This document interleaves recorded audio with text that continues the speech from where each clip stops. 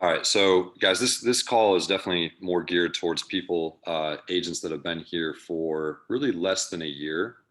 But no matter how long you've been here, we all face objections every single day we're in the field. So today's call is actually gonna just please, guys, pay attention to this because I promise you this will help you out. This will change your lives. You know, you will protect more families. You will make more of an income if you just implement this every single day. So take notes, be a student of the game. So today it's really all about the buying atmosphere, but more importantly, how to get over and get around the objection. So I think every single one of us has faced, sat down with a prospect and we give a buying atmosphere and maybe we fail to deliver that message and draw that out ahead of time. And at the very end, someone says, hey, this looks great, but I'm definitely going to have to talk to my spouse.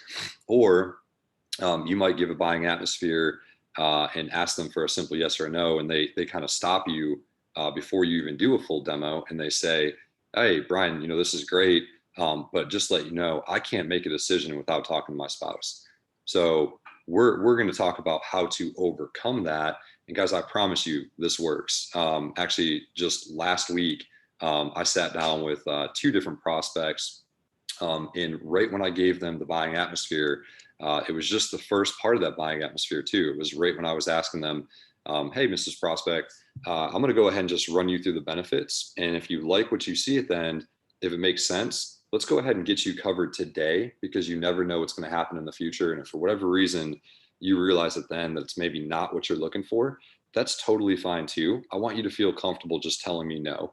But the only favor I want to ask you is please just let me know either a yes or a no at the end. Does that sound pretty fair? And both of these people ended up responding, oh yeah, I mean, that definitely sounds fair. And then I proceeded to solidify that by saying, okay, great. Do you know why I asked that? And they responded, oh yeah, you probably don't want to waste your time. And I responded, yeah, like that's exactly it. Because if I don't, Mrs. Prospect, every once in a while, this happens to me where someone says, Bryan, this looks great. I definitely want it. But do you have a card or a brochure? And I'll call you in a couple of weeks. And how many people do you ever think call? So we're all familiar with that part of it, right?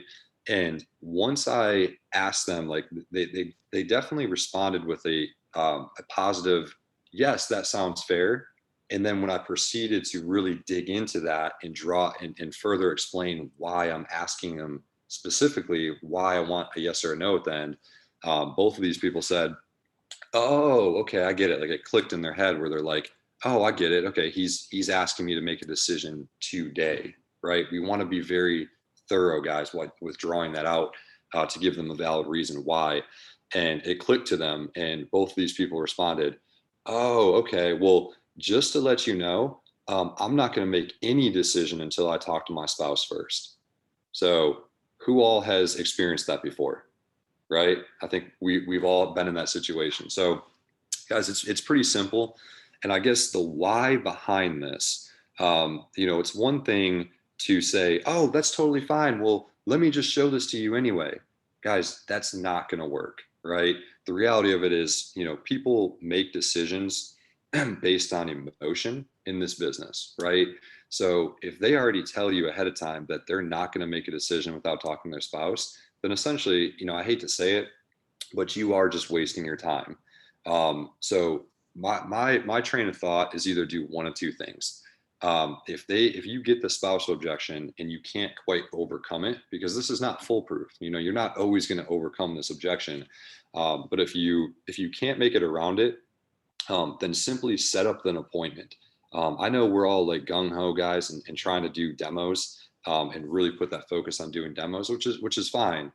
But just know when, just know the appropriate time to do them, right?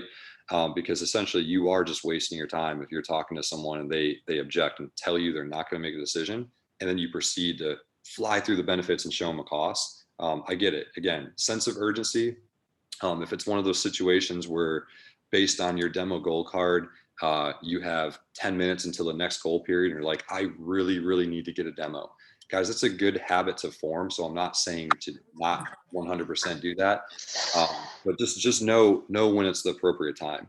The longer you're here in this business, the more you'll realize, you know what, I don't really need this demo right now. I'm confident that I can get a demo in the very next business I walk into. So just be careful, kind of with understanding what I'm really trying to say there. But guys, here's what we want to do. Okay, in the buying atmosphere, we're asking the yes, please give me a yes, or give me a simple no. Either way is totally fine. And most of the time, guys, if you do a good enough job if you do a good enough job of explaining that to the prospect, you're going to draw out any objections, right? But again, if you get to a point where someone does say, you know what, I'm not going to make any decision without talking to my spouse. This is something that I've used and taught, I guess, over the last like couple years. And again, I promise you guys it works. So how to get around the spousal objection. And if you guys want a copy of this afterwards, I guess we can figure out a simple way to do it. I don't have all your guys' contacts, but this is something that you're going to want to practice. It's not going to work 100% of the time, but I'm just going to read through this. So whenever you get to the first part of the buying atmosphere, which again is asking a simple yes or a no, and the prospect objects and says they can't make a decision without talking to their spouse, this is what we need to say to overcome that objection. So, okay, Susie, that's totally fine. That's exactly why I asked you that question. You might have just saved us about 20 minutes of time. Smile, right? A few people said that same thing, but with all due respect, I don't expect you to be able to explain this to your spouse like I am with you. So let's do one of two things. I'm totally fine with setting up an appointment / a Zoom call so that you, me, and your spouse can all get together. You can even say something like, "Sweetie, I didn't promise him that we were going to get anything, but I wanted him to at least explain it to both of us." Or, like I said, I've had a few other people say the exact same thing. That didn't. I'm sorry. Say the same thing. That they don't make any big decisions without talking to their spouse, only to realize that this isn't a big decision at all. So if I could show you something that was completely in your budget and you knew that you could take care of all on your own, and you believed in it, and I gave you information so you can take home to show your spouse, is that something that he would trust your opinion on? Great. Okay. So we can do a Zoom call, or I can just show it to you. So what makes the most sense? Guys, most of the time, if you do that, you can just see by just reading that and just kind of the tone of my voice, you're not being super high pressure at all. But it's being very genuine, right? There's a couple key points in there that, again, you want to practice this over and over again. Like the part where it says any big decisions, right? Because guys, the reality of it, this insurance, like our supplemental coverage, there's really something that fits every single person's budget. You can literally take out coverage. You can get an ICU policy for as little as like $3.15 a month, right? So the whole financial thing, or I don't make any big decisions without talking to my spouse, guys, it really is kind of just they're blowing smoke, or they don't know what they don't know. So if you can belittle the cost, because by that point, you're building up the need. You're sharing with them that it's very simple to understand, it's affordable, it's an easy decision, and then sometimes that just goes in one ear and not the other. They're just still thinking it's going to be a massive monthly bill, or they're thinking it's going to be like health insurance. And guys, we all know that that's not the case. So this is the appropriate way to handle that, right? So that's overcoming the spousal objection very early on. And again, we're doing this because we know, guys, if we don't, if we just show it to them, even though they gave us the objection that they need to talk to their spouse, they're not going to get it, right? It's very, very rare. Or the other worst thing, like, no matter how long you've been here in this career, we say it over and over again, but guys, the hard part of our job is not finding people that are interested in this product or this coverage. It's just finding people who are eligible. And for us as salespeople, we really love two different answers. We love hearing a yes, and we love hearing a no. A no just means we can move on and try to focus on someone else. The worst thing that we could get is someone saying, like, telling us maybe, or just it's a dead end lead. You know, you do a presentation, you do a full demo with someone that tells you, yes, I can make a decision. And at the very end of that demo, they tell you, again, we failed to deliver that message. And they tell you at the very end, oh, I know I told you I'd give you a yes or a no, but this is something I'm probably gonna have to talk to my spouse about, right? If we don't draw that out 20 minutes before we get to the close, then it turns into like a dead end lead. It's like, you know, they're like, what do you do, right? There are certain objections, you know, you can rebuttal. We all know, guys, most of if they go home and talk to their spouse is going to talk them out of it. And you know, if we as salespeople try to do a good job and follow up with them, set up a time to follow up, it's just one of those things where, again, going back to what I said originally, people make decisions off emotion. You know, if we try to close someone on the spot and then 2 days goes by and, you know, we tell them, hey, we're going to follow up with you in a couple days. Is that cool? You know, we're at least going to try to follow up. But most of the time, guys, those end up being no's anyway. So this is getting over the spousal objection before it comes up. And I guess another really good tool that I have for you guys that I want to share is at the very end of the demo and the presentation. If you do get the spousal objection, this is a tool, guys, that is handling that objection, right? It's a rebuttal. Not sure if who's all familiar with this or not, but this is Laureen Williams. And this is actually a real testimonial that was one of Van Davenport's clients back in the day. So again, painting the picture here, but if you're sitting down with someone, guys, and for whatever reason, you know, you ask, and I'm going to paint this picture here, but if you're in the buying atmosphere part, you ask them to give you a yes or a no, they commit to that. They say, yes, I can give you an answer at the end. Then you even proceed to say, hey, you know, I know this might sound silly, but are you married? How long have you been married for? Great, 10 years. You guys have a very secure marriage. Awesome.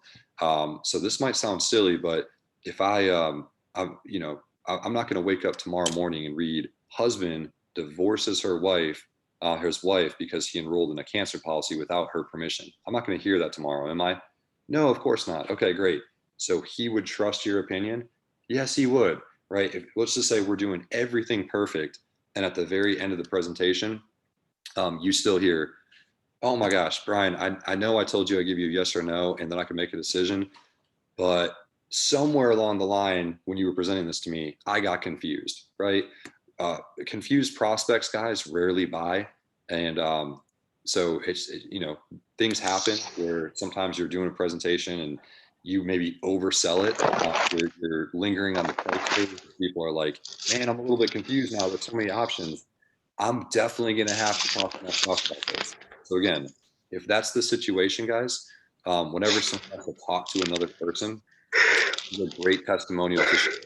So Laureen Williams, and I'm just going to read this to you guys, but she wrote in and said, I really wish I would have listened to my instincts when I first saw this policy back in the summer of 2002. Unfortunately, I made the mistake of waiting and tried to play insurance salesman for a day. I obviously did a poor job of explaining it to my husband because his response was, oh, we don't need that. Our health insurance pays for everything. Guess what? He was wrong. I understood why we needed it, but I didn't know it well enough to explain it to another person, although I thought I did. The salesperson Vance made it seem so simple. Without the same demonstration that I got, he didn't understand it the way I did. Looking back, it makes sense. I would never expect a person to know how to run my hotel after spending 30 minutes with me. Now, less than a year later, he just got diagnosed with glioblastoma, a type of brain cancer, so he doesn't qualify anymore. I should have gotten us both covered while we were both healthy. I've gotten myself covered now, but wish we would have not waited. I've missed the last 5 months of work to drive him to Richmond for treatment every 2 days. I hope this can, in some way, help others to not make the same mistake I made. With the money back feature, there's absolutely nothing to lose by getting covered, while there's so much to lose by putting it off. Laureen Williams. And guys, her husband ended up passing away, from my understanding, and Laureen Williams, I believe, is still a client. Hey guys, if one of you guys will mute your line, please. Thank you. Thank you, Zach. But yeah, Laureen Williams, guys. So she still is a policyholder of ours today, from my understanding. But unfortunately, her husband actually passed away. But that's very, very powerful. That's almost, checking the prospect that you're talking to. If they tell you, oh, well, I need to talk to my spouse. And guys, that just drives us crazy. I've been here long enough to realize that, it's just kind of comical to think about, but how do you think that conversation is really going to go? Do you really think that spouse is going to go home and say, hey, sweetie, I was talking to the insurance guy, and let's talk about these indirect and direct costs. I know we have health insurance, but as far as indirect costs, which of those do you think would affect us the most if something happened? Like, that conversation, guys, is never going to happen. Chances are, if someone has to talk to their spouse about it, they're going home and saying, sweetie, I was talking to this insurance guy, what? And about what? What kind of insurance? It's like cancer insurance. Sweetie, we don't need that. We don't have cancer.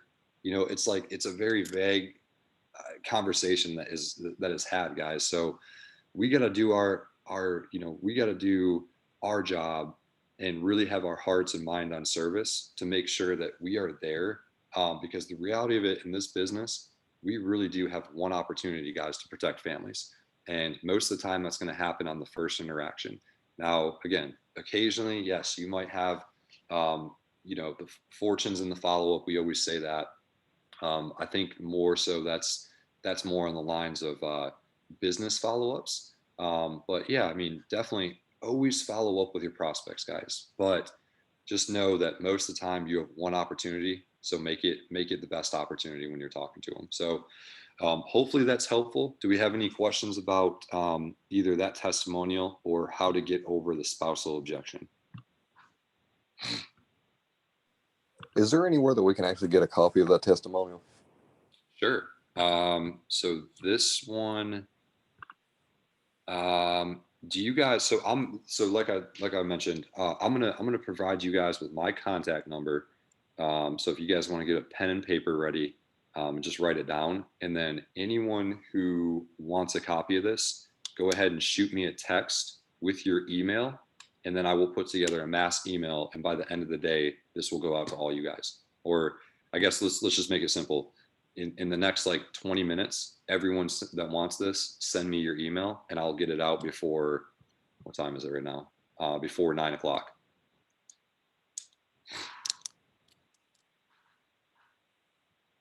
So Zach, anything you want to add? Bryan, that was great. You're spot on with the whole spousal objection. You can memorize this, and I love the script, by the way.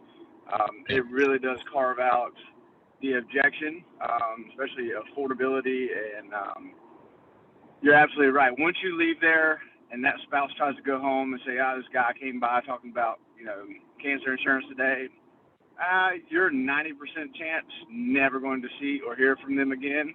I think once you, bump your head against the wall so many times doing that, you'll take this serious.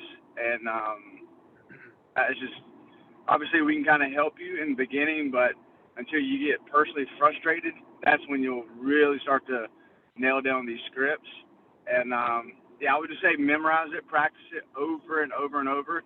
And again, sometimes it's going to work, sometimes it's not. But again, it's a numbers game. And I really like that script because after that, they have no objections. If folks knew how much their spouses and significant others spent during the day, I mean, it's a BS excuse. I mean, if I knew all my wife spent money on, and then I was like, oh, don't get that because it's, $100, that would just be, I'm just blowing smoke, because we all know that everybody's blowing way more money than they would on a policy that could literally help them keep their house, a policy that can help hold a child care spot for the children as they travel to and from facilities, just having a child in the NICU or something like that. Guys, what we do matters an incredible amount. So keep it simple, stay relaxed. They are not going to deliver the message to their spouse the same way that you are. So get very good at it, and you owe that to them. And Bryan, that was a great piece. And again, this won't be the last time we talk about it. I guarantee you that. I guarantee some of you will run into that objection today. Okay, so take it serious, study it, learn it, record it, and just practice, repeat over and over. That's all I got. And before I forget, guys, so my contact number is 810-814-0730. Again, 810-814-0730. Shoot me over your email, and I will get this out to you guys before 9 o'clock. So one last thing, guys, that I'll add. This is sales, right? You know, sales isn't us going out and showing a product. Like I think one of the best one of the best one of the best leaders and salespeople in this company, a guy by the name of Dan Shelton, and I don't think anyone on this call remembers him and knows him except for Zach and I, but he's pretty much a legend in the company.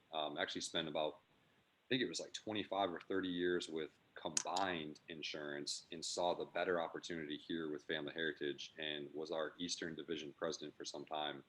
But he always used to tell us that, you know, sales in the selling part of this business doesn't even start until you get your first objection. Guys, it's such a great feeling when you can overcome these objections. You know, the spousal objection. Again, the two situations that I was in, both of them told me I can't make a decision without talking to my spouse. I simply said, I understand how you feel. And basically, the short of it was, we can do one of two things. We can do a Zoom call, or I can just show it to you. Do you think he would trust your opinion if I did X, Y, and Z? Oh, well, yeah, he definitely would. Great. And then guess what? I sold her, and then I sold the other woman as well that gave me the same thing. Guys, it's a great feeling. It's no different than when you try to close someone and they object and say, oh my gosh, like, you know, I don't really know if I can afford this, or whatever it is, and then you hit them with the feel, felt, found, or the, hey, I understand. A few people felt the same way. Let me just ask you a question. If you knew that you were going to be diagnosed with cancer like a month from now, would you buy this today? Well, yeah, I guess I would. Great. That's what everyone tells us. Now, just playing devil's advocate here, how do you know that that's not going to happen? Well, I guess I don't. Right. So doesn't it just make sense? Like, no one knows. Doesn't it just make sense to get yourself covered today while you're healthy? Big head nod up and down. And guys, getting around that stuff, that's being a salesperson. You know, that's really helping people. And you know, if you guys were at the mid-year meeting, this is a reoccurring I guess atmosphere that they create at these mid-year meetings, but they always try to bring in policyholders that we've helped out along the years, or at least have different agents in the company get up on stage and share you know, their personal testimonials of people that they've helped out. And guys, most of the time, I guess all the time, no one ever knows when they're going to need this coverage. You know, it might just be that little, I don't want to say pushy, because the product does sell itself, guys, but just really helping people make a decision that they don't think that they want to do, right? Like, you have to get them over that line, and get them protected, even if they're like, man, like, you know, they might even question it then. Like, I don't really know if I 100% want this, but you know, you get them covered, and then those same people, guys, like 6 months down the road, who knows? Like, they might get diagnosed with cancer, and what are they going to do? They're going to do nothing but thank you for getting them protected. So that's what we do, guys. So go out and be a blessing for everyone. Thank you guys for all being on, and happy Tuesday. Let's have a big week, guys. Bye bye. Thanks, Bryan.